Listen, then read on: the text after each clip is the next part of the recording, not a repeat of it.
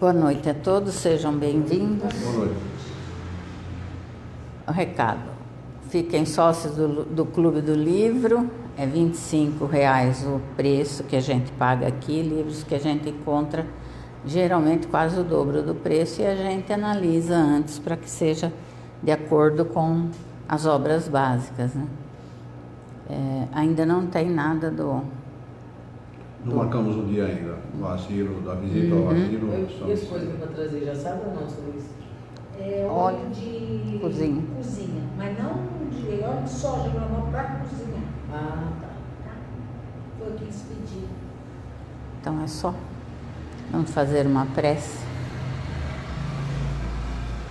Vamos relaxando em nossas cadeiras, mentalizando a figura de Jesus, nosso mestre, modelo e guia, e junto com ele nos dirigir ao Criador, agradecendo pela oportunidade de estarmos aqui reunidos no intuito de aprender sobre os ensinamentos deixados pelos espíritos superiores, agradecer a presença de todos, encarnados e desencarnados, e que a gente consiga colocar em prática no nosso dia a dia tudo que a gente aprender aqui.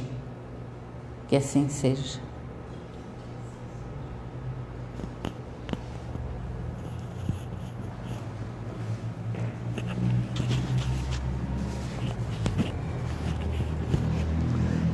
Muito bem, sempre com muita alegria, com muito carinho que nós realizamos as nossas reuniões públicas, que é uma continuidade dos nossos estudos da semana. Então, vocês já conhecem nossa maneira de realizar a reunião. Fiquem à vontade para sugerir um tema, fazer uma pergunta, tirar dúvidas.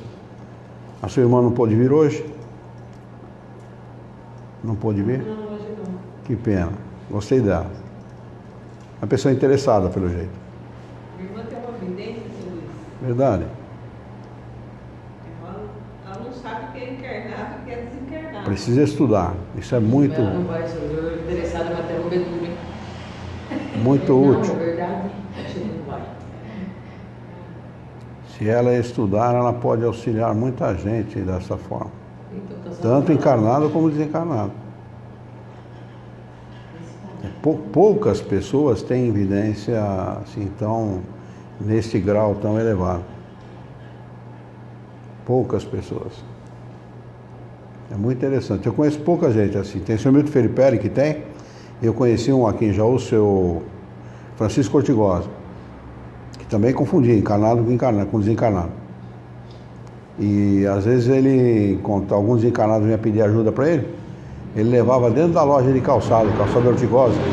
A loja de calçado Ortigosa, é ele que gerenciava, né? Ele que fundou a loja, tudo, ele tinha fábrica de calçado. Então ele tinha um escritóriozinho, um cercadinho de madeira, que era o escritório dele, né? Divisóriazinha de madeira. E ele levava o desencarnado lá dentro, fechava a porta e ficava conversando com o desencarnado. Aí a Juliana Ortigosa, que estuda aqui com a gente hoje, né? Ela, os irmãos, os primos, eram pequenos. Falou assim, o vô tá ficando louco, ele tá falando sozinho. Mas tamanha era a evidência que ele tinha, senhor. Era uma evidência bastante explícita mesmo, uma mediunidade bastante explícita. A maioria não tem, viu? A maioria não tem. É fortuita, vê um vulto, uma coisa ou outra, de vez em quando e tal. Evidência assim é... E ela trabalha mediunicamente? Não. É uma pena. É uma pena. Convencer ela, ajudar ela a estudar, se interessar. Tanto não vai nem chutando, não vai, olha, pelo amor de Deus. Eu achei que ela era interessada, ela fez umas perguntas e tal, eu achei que Quando ela... começa assim, fica muito que ela tá, vê que tá Apertando pro lado dela. apertando a coisa, ela vai para algum lugar. Ela vai, escuta um pouco, ela vai. É porque o vidente, ele tem ele tem que saber trabalhar a sua mediunidade, porque ele vê tudo, ele vê espíritos bons e vê espíritos ruins. Isso traz muito desconforto. É verdade. Traz muito desconforto, ver gente sofrendo, ver... Ela me liga, fala de hora, vê espírito sofrendo, vê espírito doente, vê espírito... Na realidade não existe espírito doente, mas ele desencarna naquela situação e ele se sente doente. Então a doença está no pensamento do espírito, porque o espírito não tem corpo para ficar doente. Nenhum espírito é doente, nenhum desencarnado é doente. Só encarnado é doente, né? Desencarna, não tem mais doença, mas ele mantém aquelas sensações de quando ele estava encarnado. Sobretudo se for espírito mais atrasado, mais imperfeito, aí ele mantém mesmo aquelas sensações de dor, de uma cirurgia que tenha passado, ou de um tiro que tenha recebido, qualquer circunstância, um acidente que tenha sofrido, qualquer circunstância ele mantém. E o vidente, quando vê um troço desse, mexe barbaridade com o sujeito, né? Outro dia ela me ligou que tinha um senhor no quintal da casa dela. Isso era umas 4 horas da tarde. Eu falei, mas é o quê? Encarnado, desencarnado? Ela falou, não, desencarnado. Ele está deitado aqui, eu não sei o que eu faço para ele ir embora. Se ela estudar, ela vai aprender a como lidar. Porque a gente pensa que só o vidente é que passa por esse tipo de circunstância. Não é. Todas as pessoas, indistintamente, qualquer pessoa, mesmo que ela tenha a mediunidade, assim, explicitamente, né? Mediunidade ostensiva, que Kardec chama, né? Ou não. Porque as pessoas, elas começam, depois que começam a aprender sobre esse assunto, a estudar esse assunto do mundo dos espíritos e do nosso lado espiritual, elas começam a perceber que muitas circunstâncias da vida, boas ou más, situações em que ele se sente bem ou mal, são causadas por espírito. Então começa a se sentir mal, fala, poxa, deve ter algum desencarnado precisando do meu lado, mesmo que não tenha evidência. Ele começa a perceber aquilo. É uma sensação que ele nota de que algo está diferente perto de si. E às vezes barulho dentro da casa. A minha avó, por exemplo, mãe do meu pai, era o marido, uma mulher e 13 filhos. Teve 15 filhos, mas 2 morreram, né? Então eram 13 filhos. Meu pai disse que muitas vezes, eles moravam aqui em Santa Adélia, perto de Catanduva. Muitas vezes à noite, estavam todo mundo dormindo no sítio, eles tinham um sítio na época, né?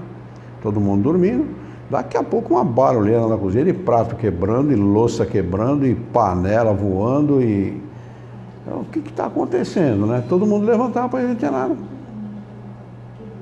Absolutamente nada. Está tudo normal, tudo no lugar, certinho. Então, havia algum médium de efeito físico entre eles. Com certeza. Entendeu? Só que, lamentavelmente, a minha avó procurou, mas procurou no lugar errado. Deve ter encontrado algum charlatão, algum malandro, algum pilantra que deve ter... Ela não falava o que aconteceu, mas ela tinha a verdadeira ojeriza do espiritismo. Porque acaba confundindo tudo, né? Quando você encontra alguém que se diz espírita e fala em nome do espiritismo, você supõe que aquilo seja espiritismo. E às vezes é um baita no charlatão, um baita no pilantrão, entendeu? Por isso que o certo é buscar a doutrina espírita na fonte, né? Kardec é segurança, Kardec é seriedade, segurança, racionalidade, né? Então o certo é buscar ali, naquela fonte. E Kardec escreve o livro dos médiuns exatamente para orientar os médiuns e os doutrinadores, né? Aqueles que conversavam com os espíritos e tal, de como fazer isso da melhor maneira possível. Identificar um espírito, se ele é bom ou não, porque muitos são hipócritas e se demonstram como bons, mas na realidade são malandros, querem enganar, né? São os falsos, né? Profetas da erraticidade que ele chama, né?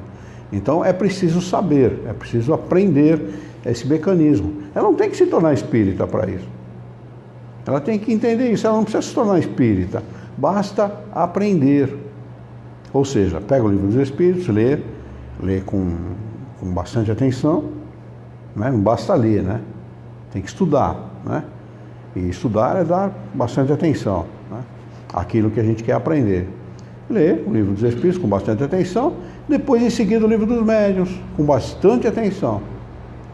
Ela vai aprender muita coisa, com certeza. Ela não precisa se tornar espírita, absolutamente. O espiritismo não foi feito para tornar-se uma religião ou aglomerar pessoas em torno do espiritismo. É uma falácia, isso é um erro acreditar nisso. O espiritismo ele existe para orientar as pessoas a respeito de uma coisa que até então não havia orientação nenhuma. Porque a manifestação dos espíritos, ela sempre aconteceu no mundo inteiro. Se você pegar as civilizações mais antigas, as mais antigas, egípcia, por exemplo, que é uma civilização antiguíssima, né? Você vai ver lá a manifestação de espíritos. Ou a crença daquele povo na sobrevivência da alma, na pluralidade das existências, na reencarnação, né? Você vai ver, é notório aquilo. E não é só nessa civilização, em todas as civilizações antigas, né? Então esse conhecimento, quando Kardec pega para organizar, coordenar isso, né? Codificar, colocar um código de leis, né? O Espiritismo, esse conhecimento estava disperso pelo mundo. Disperso. Um pouquinho aqui, um pouquinho ali, um pouquinho não sei aonde.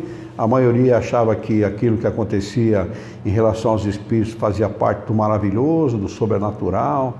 Tanto que se chama uma casa, quando existe manifestação de espíritos, chama de casa mal assombrada. O espírito é tido como uma sombra. Quando nós somos espíritos, apenas temos corpo físico, essa é a única diferença, né? Então é preciso conhecer o assunto, deixar de lado a parte mística. Muita gente faz muito misticismo em torno disso, acender vela e não sei o que e tal, e não tem mal nenhum nisso, não há mal nenhum nisso.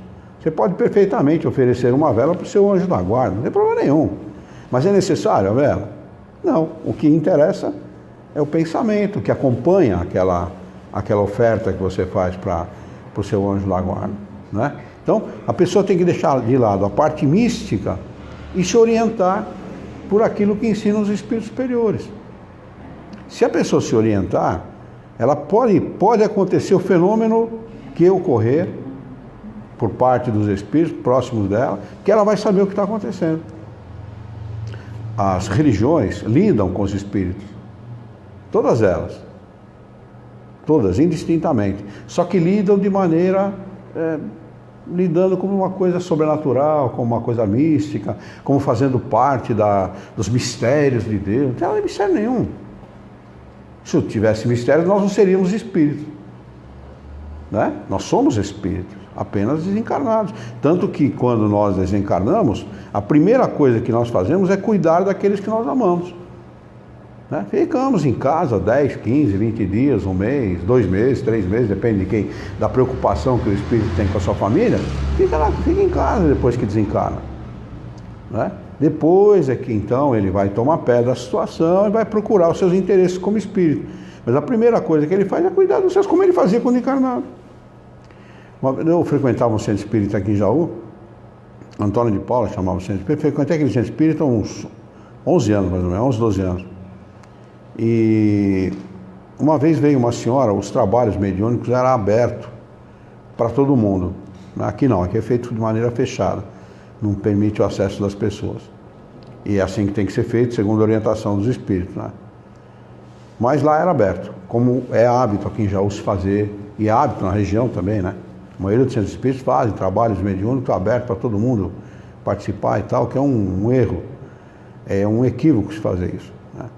A pessoa primeiro precisa ter conhecimento para depois participar de um trabalho como esse. Mas, de qualquer maneira, lá era aberto. Chegou uma senhora que morava, o Antônio de Paula era no meio da quadra, acabando de descer a rua, virando à esquerda, quarta ou quinta casa do lado esquerdo era a casa dessa senhora. O marido dela tinha desencarnado fazia uma semana, mais ou menos, 3 dias, por aí, né? E ela falou, olha, meu marido está no quintal de casa. Eu ouço barulho a madrugada inteira. Madrugada inteira ouvindo barulho. Porque ele, quando ele desencarnou, ele estava consertando o esgoto da casa. Então ele cavou o buraco, a casa dele era de comprido assim, a garagem dava na rua e o cano do esgoto passava dentro da garagem. Então ele cavou o buraco e estava tirando as manilhas que era esgoto antigo, para colocar cano de PVC. E ele desencarnou preocupado com aquilo. Então ele estava mexendo no esgoto. Olha que interessante, como a coisa funciona, dependendo do grau de entendimento do espírito, da natureza do espírito, o grau de progresso dele, ele fica em casa, mantendo aquilo que ele estava fazendo, as suas preocupações. É claro que ele não vai trabalhar materialmente, porque ele não tem como fazer serviços braçais, né? Material, porque não tem mais corpo, não tem mais braço, né? Mas ele fica ali preocupado. Depois ele foi atendido no centro espírita, foi explicado para ele a sua situação e tal, e ele tomou o rumo que ele devia ter tomado antes, mas estava lá.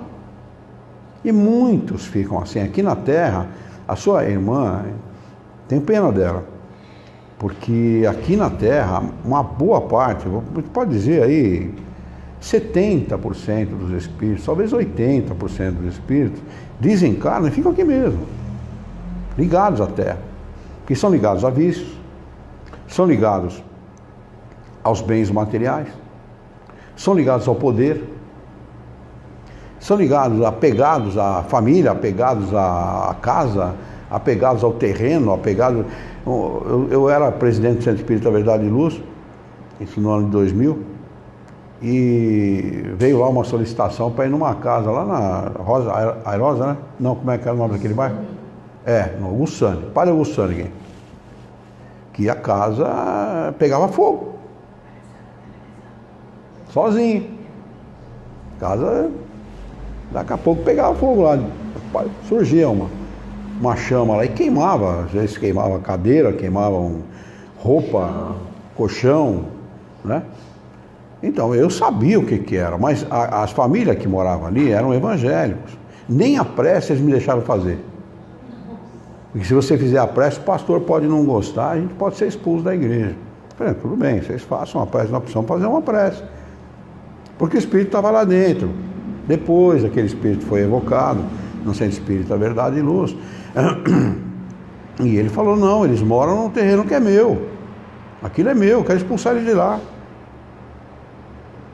Então olha como é que as pessoas desencarnam, apegadas às coisas materiais. Então o espírito apegado às coisas materiais, ele não vai para o espaço, ele não fica livre. Ele fica ligado à Terra, ligado. Por isso que é importante o conhecimento espírita. Não é para a pessoa, não, eu sou espírita e tal, nada disso. Ter esse conhecimento é libertar-se, né? Porque a pessoa tendo esse conhecimento, ele se liberta do jugo, do grilhão da matéria, porque o grilhão da matéria aprisiona, é como um grilhão mesmo. Sabe o que é o grilhão? Aquela bola que o cara colocar no pé, é um grilhão, né? Então a gente pode dizer que a matéria é como se fosse um grilhão para um prisioneiro. Vai aprisionando a pessoa, ligando o espírito às coisas materiais, né? Então, o espírito que vive ligado às sensações físicas, né? Satisfazer sensações físicas, seja elas sexuais ou qualquer outro tipo de sensação, né? Pessoa apegada a bens materiais, apegada à família, né? Excessivamente apegada à família, apegado ao poder de mando, apegado à sua empresa, apegado... Nossa, fica tudo aqui. Então, o vidente vê tudo isso. Por isso que ela vê esse senhor no quintal dela. Fica vagando, fica andando. Se o senhor tá bom. Ah, não, mas vê de tudo. O seu Milton Felipe vai fazer um evento, a gente sabe que tinha um centro espírita lá na Lourenço Prado, 508, né? Se não me falha a memória. Lourenço Prado, 508. Nós fundamos o centro espírita lá. Foi o primeiro lugar que nós alugamos. Então alugamos aqui. Né? O seu Milton Felipe vai fazer um evento, daqui a pouco ele vai no banheiro, abre a porta e dá de cara com quem? A dona da casa. No banheiro, usando o banheiro. Ela falou, senhora me dá licença de eu usar o banheiro? Ele falou para ela. Aí ela saiu e ele entrou. Ainda ficou um cara feio. Um cara feio. A dona da casa usando o banheiro como se fosse encarnada. Então, o objetivo da doutrina espírita é exatamente esclarecer as pessoas sobre esses eventos. Porque se você está esclarecido sobre esse assunto, você perde o medo. Porque o medo, nós temos medo do desconhecido. Né? Quem entra numa floresta fechada, cerrada, sem conhecer a floresta? Ele só vai entrar numa circunstância, por necessidade. Luiz Carlos, Oi. essa senhora que estava no banheiro, a dona da casa, ela estava ainda ligada à terra. Ligado aos bens materiais, Bens né? materiais, porque como os interesses do espírito é outro, ela já podia ter, né, Sem dúvida. ser libertada. Sem dúvida. É o que eu estou tentando explicar, ou comentando a respeito disso, né? Jesus tentou ensinar isso no tempo dele. Se a gente pegar o evangelho dele e estudar, a gente vai ver que ele tentou ensinar a mesma coisa. Mas as pessoas, o nível de inteligência era muito menor naquela época, né? Por isso que ele promete o retorno. O retorno não seria o retorno físico, mas o retorno dos ensinamentos dele, de maneira clara, ampla, bastante esclarecedora, para as pessoas entenderem quem são. Jesus bate constantemente na tecla da sobrevivência da alma. Ele bate constantemente nessa tecla, né? Que é para as pessoas tentarem despertar. Não fiquem apegados às coisas materiais. Não fiquem apegados à sua família, aos seus filhos. Cuide sim de todos eles, seja responsável, tudo, mas não se apegue, porque a gente não é dono de nada, nem da família, nem dos filhos, nem dos bens materiais, absolutamente nada, nem do corpo físico a gente é dono. Se a gente é obrigado a deixar, é porque a gente não é dono, né? Então o objetivo da doutrina espírita é isso. A doutrina espírita é isso. As pessoas é que fazem dele uma religião, né? Muitos aí, centros espíritas lotados de pessoas. Tem centro espírita aqui em Bauru que no dia de reunião pública dá 500 pessoas, 400 pessoas. Pergunto para vocês, como é que a gente pode aprender alguma coisa no meio de 500 pessoas? Não tem como, não aprende. Por que uma sala de colégio convencional é limitado a... O ideal é 30 alunos no máximo, o ideal.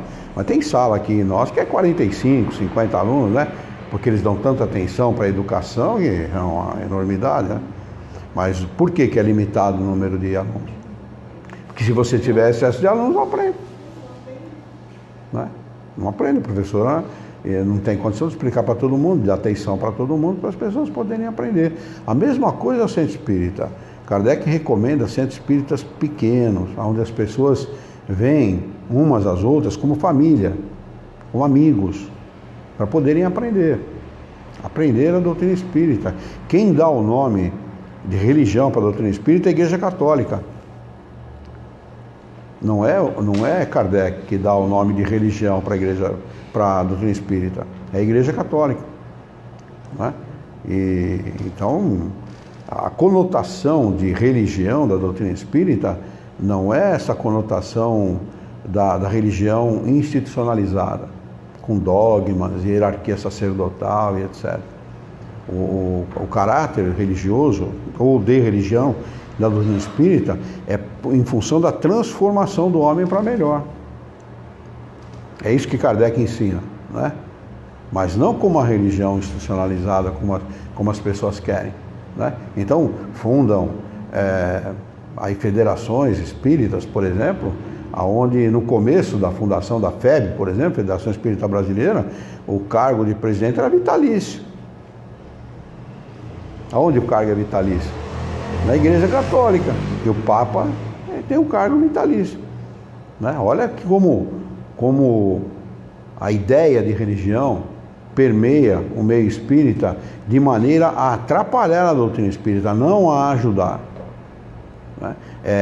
Esta confusão que se faz no meio espírita com manifestações, por exemplo, africanas, que são respeitáveis, e se chama tudo de espiritismo, por conta desses erros cometidos por aqueles que se dizem representantes da doutrina. Cometem erros, não divulgam a verdade, são ambiciosos, vaidosos. Não é? Não, porque eu sou o presidente da federação. Grande porcaria, velho. Grande coisa. Eu sou presidente do Verdade e Luz. Grande porcaria. A gente não é nada. Nós não somos nada. Kardec, que foi o iniciador do conhecimento espírita na Terra, que trouxe, né, que foi o organizador desse conhecimento, não aceitava ser tido como representante da doutrina. Existe um livrinho escrito por ele chamado Viagem Espírita de 1862. E ele conta como é que foi essa viagem. Ele saiu pela França para divulgar o Espiritismo. Você tem esse livro? Tem no nosso site, tem. Em PDF. É só baixar. Tem todos os livros lá. Né? É interessantíssimo você ver. Gente, ele chega em determinados locais, por exemplo, ele é de Lyon, né? Ele nasceu em Lyon lá. Hã? Lousa. Hã? O site aí da Lousa. Esse site é no nosso site.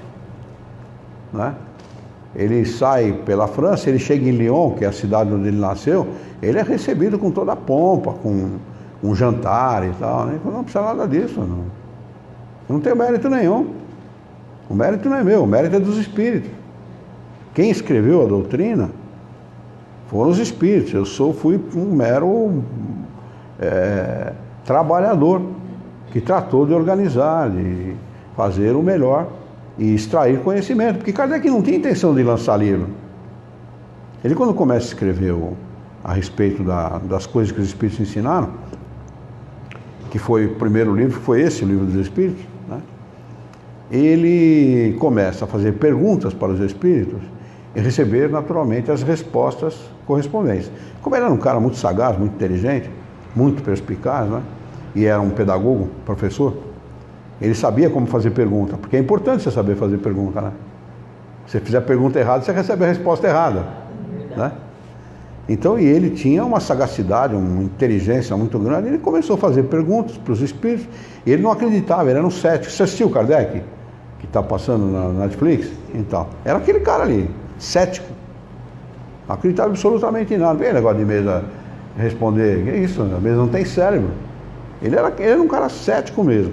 No entanto, era um positivista, ou seja, ele não duvidava de nada, era um pesquisador, um cientista, né? Vamos pesquisar, vamos saber se tem alguma coisa por trás disso, né? Foi aonde ele chegou, no que chegou. Mas ele começa a anotar as respostas dos espíritos, a primeira pergunta, primeira resposta, segunda pergunta, segunda resposta e tal. Quando ele chegou em 501 questões, e perguntas e respostas, ele falou assim, peraí, isso aqui dá um livro. E não serve só para mim, serve para todo mundo. Quem queira se instruir, quem queira conhecer, isso serve para qualquer um. Foi aonde ele lançou o Livro dos Espíritos, bancou do próprio bolso. Bancou do bolso o lançamento do Livro dos Espíritos, a primeira edição. E depois a segunda edição já foi aumentada, ampliada para 1.012 questões, né? Mais que o dobro de questões da primeira edição, né? Mas ele não tinha intenção nenhuma de lançar livro nenhum, ele queria aprender, né? Ele tinha uma ansiedade muito grande, né? Um desejo muito grande de aprender. Ele começou a extrair conhecimento, ele viu que aquilo era racional, porque ele era um cara eminentemente racional, né? Ele era um cientista, fazia parte da Sociedade de Ciência de Paris, né? E como ele percebeu que aquilo era bastante racional e ele podia extrair conhecimento daquilo, ele começa a anotar, fazer anotações e tal. Aí chega nessa situação de lançar a primeira edição do livro. Então o Espiritismo não tem nada, absolutamente nada a ver com religião, não tem representante nenhum e não devia ter esse monte de gente vaidosa e prepotente que tem no meio espírita, sabe? E que faz do Espiritismo palco de demonstrações e tal. Isso é um absurdo muito grande. O Espiritismo é isso, o Espiritismo é estudo, é conhecimento para a gente poder se situar melhor na vida, né? Poder tirar essa casca grossa da materialidade da vida, né? E vestir a toga da espiritualidade, né? Que é uma vestimenta muito mais sutil, que é isso que faz a diferença para nós. Enquanto o homem ficar aí se preocupando com as coisas materiais, bombando em academia, se entupindo de droga, né? Cometendo crime, como foi esse caso dessa moça de Bariri, esse tipo de coisa, o mundo vai continuar sendo o que é. A importância da doutrina espírita está exatamente nesse fato, né? De mostrar para o homem onde estão os seus interesses. Aonde está o seu interesse? Já parou para pensar nisso? Não é? Essa é a proposta do Espiritismo. Se você tem um tempo determinado aqui na Terra, o seu interesse não pode estar aqui. O seu interesse está em outro lugar, porque você vai viver por algum tempo aqui. Se você viver muito, você vai viver 80, 90 anos, para viver muito. Né? Pode morrer com 5, com 10, com 20. Né? Então, você tem que começar a pensar nisso, porque a morte chega. Estava brincando com a Glaucia quando cheguei aqui hoje. Ela viu essa mancha aqui, eu dei uma batida no braço, machuquei o braço. A gente estava brincando, falei para ela, o tempo é um inimigo leal e inexorável, porque ele chega mesmo. Ele fala assim, eu vou te pegar. E pega mesmo, não tem jeito, né? O tempo é uma coisa que chega para todo mundo. E a morte também, não é? Eu acho que os ocidentais, o mundo ocidental discute muito pouco a respeito da morte. Se a gente pegar os orientais, as culturas orientais, a discussão a respeito desse assunto é desde pequenininho. Você pega, por exemplo, na Índia, o assunto reencarnação é um assunto natural para eles. Aqui, quando você fala em reencarnação, nossa, o cara quer ver o demônio, não quer falar a respeito disso. Né? E lá não, lá é um assunto natural, normal, é comum uma criança chegar para o pai e falar, você não é meu pai, você não é minha mãe, eu nasci em tal lugar, fulano de tal foi meu pai e minha mãe, casei com fulana, tive tantos filhos, morava em tal lugar, morava na vila tal. De jeito, é comum na Índia isso. Né? Então, lidar com esse assunto que transcende a vida material é muito comum no mundo oriental. É muito comum, faz parte da tradição, da cultura do povo. Nós não, né? Nós vivemos uma vida, nesse aspecto, muito fictícia, né? Muito distante dessa realidade, que é uma necessidade, porque não tem jeito, os espíritos estão no meio de nós. Não tem jeito. Quando você vê, você está lidando com eles sem querer. Você não quer, mas eles estão aí, não tem jeito, não tem como não lidar com eles. Não tem como não ser influenciado por eles. Não tem como não influenciá-los. Né? Então, quer dizer, não tem escapatória, não tem por onde saída. Então o jeito é aprender. É como eu ia falando, né? A gente vai entrar numa mata, numa floresta fechada, se a pessoa sabe que vai, o que ela vai fazer? Vai colocar uma bota de cano alto, vai botar um facão na cinta, não é isso? De preferência um bom revólver, né? Uma capa de chuva, guarda-chuva, enfim, os apetrechos, né? Para ele poder enfrentar a situação que ele vai enfrentar. A mesma coisa é quando nós saímos desse mundo para a vida espiritual. Se você não está preparado, o que vai acontecer? Ele vai tatear no escuro, como faz um sujeito que entra num lugar, num ambiente comum, desconhecido. A mesma coisa. Essa é a proposta da doutrina espírita, nos ensinar a respeito da vida espiritual. Olha, vocês são espíritos, vocês estão encarnados temporariamente. Uma hora vai acontecer o desencarne. Você quer saber como é que você vai estar lá? E às vezes a pessoa passa uma vida inteira e não quer saber. Mesmo com a evidência da sua irmã, né? Que é evidente, né? O mundo espiritual para ela, aceite ela ou não, existe. Não tem como ela negar. Não é verdade? Eu conheci um senhor aqui em Jaú há muito tempo atrás. Faz 18 anos que nós fundamos uma casa, vai fazer 18 anos o ano que vem, ou a mês que vem. E isso vai fazer uns 30 anos atrás, mais ou menos. Ele morava no centro de Jaú, no centro da cidade de Jaú. E ele pediu para ir na casa dele. E ele começou a dizer o que acontecia com ele, né? Me acontece isso, me acontece aquilo e tal. E começamos a conversar, eu falei para ele, o senhor é médium. Mas ele falou, mas eu não quero ser. Eu falei, mas escuta, isso não é uma questão de opção.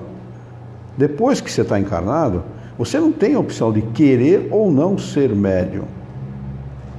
Você pediu a mediunidade ostensiva antes de encarnar.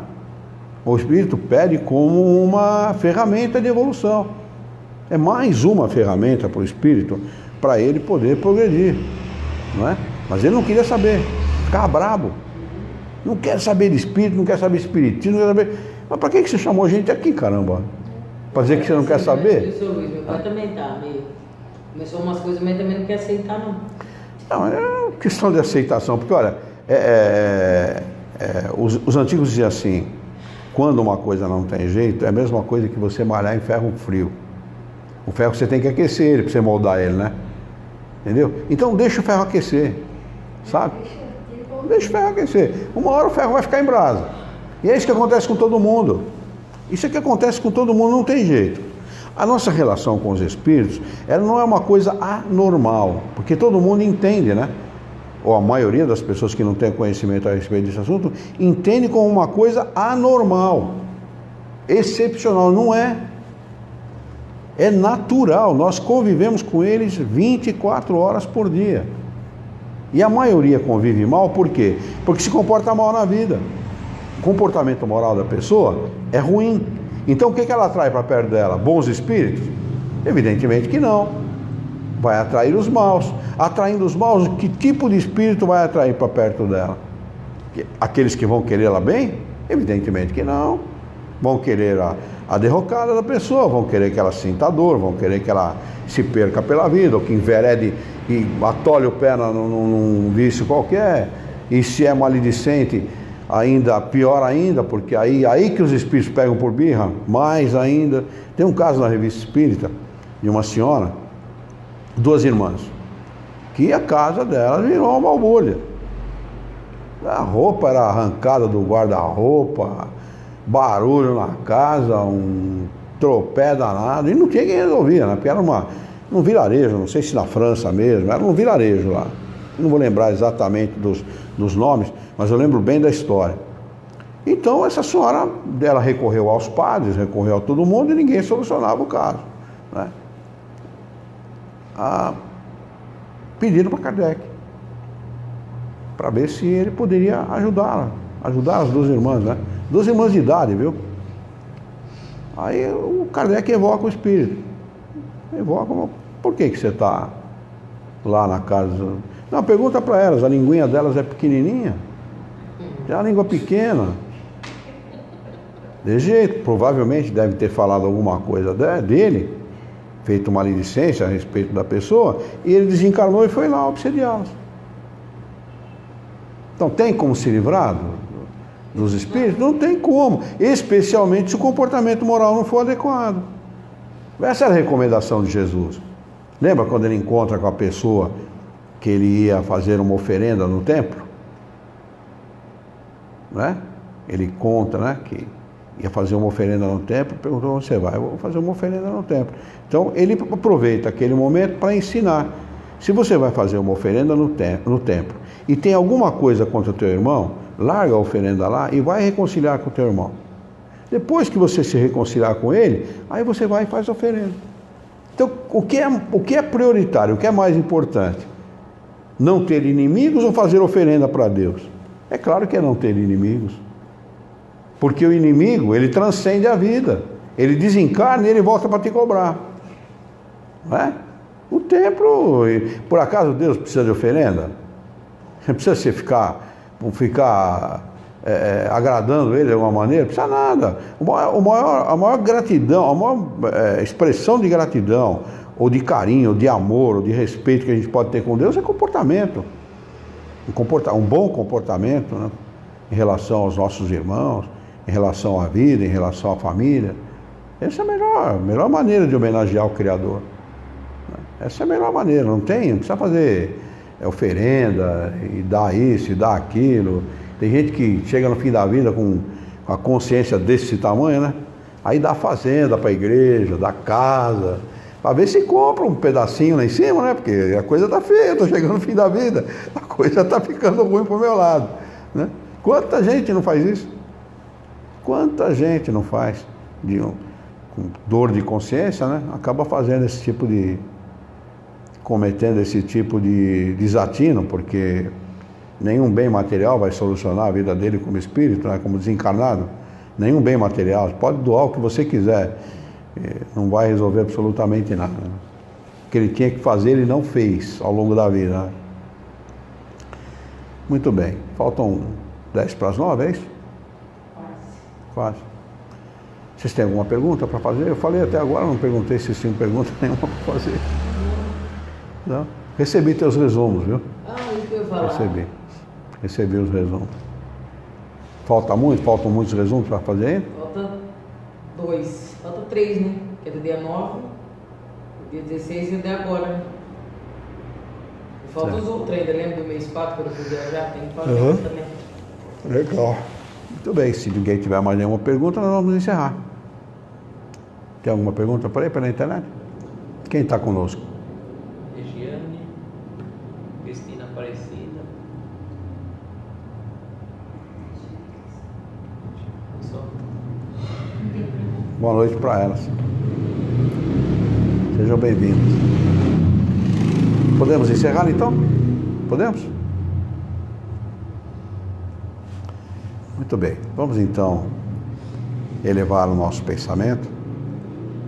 Vamos mentalizar a figura excelsa e amiga de Jesus, nosso mestre, nosso modelo e guia da humanidade, e juntos com Jesus nos dirigir ao Criador, ao Senhor da vida, fonte inesgotável de paz, de amor, de bondade, de misericórdia e justiça, para agradecê-lo muito pela oportunidade de aqui estarmos reunidos em seu nome para discutir a vida à luz da doutrina dos Espíritos. Queira o vosso amor, a vossa bondade, que tenhamos bom ânimo, coragem, determinação, ideias renovadas, alegria de viver e muito entusiasmo para que nós possamos trabalhar, sermos úteis à sociedade em que vivemos. Auxilia-nos ainda, Senhor, a orientar a própria existência por um profundo e sincero respeito pelo nosso próximo. Queremos vibrar amor, carinho, gratidão, reconhecimento e submissão integral e restrita à Tua vontade, pedindo apenas coragem para enfrentá-la e resignação para vivenciá-la sem reclamar. Vibrar amor a Jesus, aos bons espíritos, aos nossos queridos, digníssimos e bondosos espíritos guias, bem como a todos os nossos irmãos em humanidade, encarnados e desencarnados, sobretudo pelos aflitos, desesperados, fracos, oprimidos, desesperançados e revoltados, pelos nossos irmãos enfermos, por aqueles que estão passando por momentos difíceis na recuperação de sua saúde, médicos, profissionais da área médica, voluntários, pesquisadores e cientistas, pelos irmãos internados nas UTIs dos hospitais, por aqueles que sofreram acidentes graves, pelos irmãos moribundos, pelos que desencarnaram nas últimas horas, por aqueles que estão internados nos orfanatos, nos asilos, manicômios, sanatórios, presídios, cadeias públicas e penitenciárias, pelos irmãos jogados pelas ruas, por aqueles que não tiveram a estrutura de um lar, a orientação de uma família, mas principalmente por aqueles que, embora tendo esta orientação, inadvertidamente adentram o submundo do crime, da prostituição, das drogas, da corrupção, da desonestidade, da violência, da agressividade. Pelos irmãos que combatem o crime e a violência, sobretudo os pais de família, que estejam obrigados a colocar em risco suas vidas para fazer cumprir as leis. Vibremos por aqueles que combatem a corrupção no nosso país e no mundo, pelo nosso presidente, seus ministros, secretários, seu corpo de segurança, sua família, pedindo humildemente a vós, Senhor, que envie para o nosso Congresso Nacional as suas forças espirituais, que os bons espíritos sejam maioria e que possam neutralizar a ação dos maus. Vibremos para os lares de todos aqueles a que nós amamos, nossos pais, nossos avós, nossos irmãos, nossos tios, primos, por todos aqueles que fazem parte da nossa parentela, a nossa humilde, mas sincera vibração de amor, carinho e gratidão. Vibremos por aqueles que fazem parte indiretamente, nossos vizinhos, nossos amigos, conhecidos, colegas de trabalho, clientes, fornecedores, patrões, empregados, enfim, todos aqueles que fazem parte indiretamente de nossas vidas. A nossa gratidão a eles por participarem dessa nossa existência material. Vibremos pelos nossos lares. Vamos mentalizar a entrada de nossas casas, os corredores, as salas, os quartos, os banheiros, a cozinha, os fundos, pedindo aos bons espíritos que nos acompanhem nessa incursão mental e que do nosso ambiente, do nosso lar, possa ser retirado os fluidos malsãos e depositado no seu lugar os sãos, para que haja paz, entendimento, fraternidade, amor, respeito, fidelidade de comportamentos, pensamentos e atos entre nós e aqueles a quem nós amamos.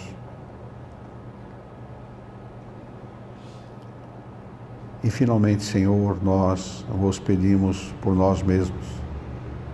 Ajuda-nos, Senhor, a estarmos contigo em gestos, pensamentos, atitudes e palavras, tanto quanto tu estás conosco. Auxilia-nos para que esses conhecimentos da doutrina dos Espíritos, da doutrina de Jesus, possa nos auxiliar a termos um comportamento moral adequado, que te agrade e que nos faça melhor, mais dignos de ti. E assim, Senhor, em teu nome, em nome de Jesus, em nome dos bons espíritos, em nome do nosso diretor espiritual e de toda a sua equipe, nós declaramos encerrada a nossa reunião pública desta noite, e que assim seja.